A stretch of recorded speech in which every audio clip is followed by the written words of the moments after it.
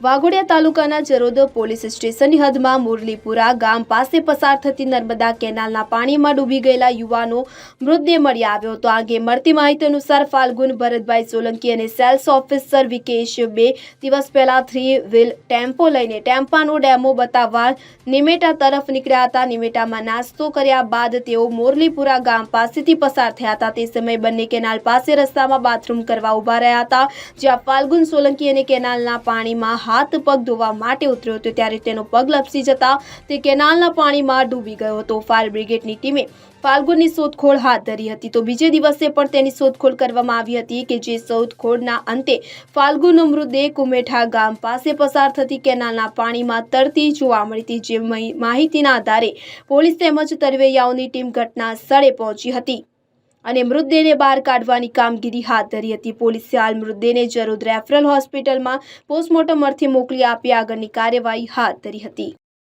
Bureau report CN24 news. હવે જુઓ દેશ દુનિયાની તમામ ખબરો તમારી આંગળીના ટેરવે। ઉઠાવો મોબાઈલ અને Google Play Store પરથી ડાઉનલોડ કરો અમારી CN24 ન્યૂઝ મોબાઈલ એપ।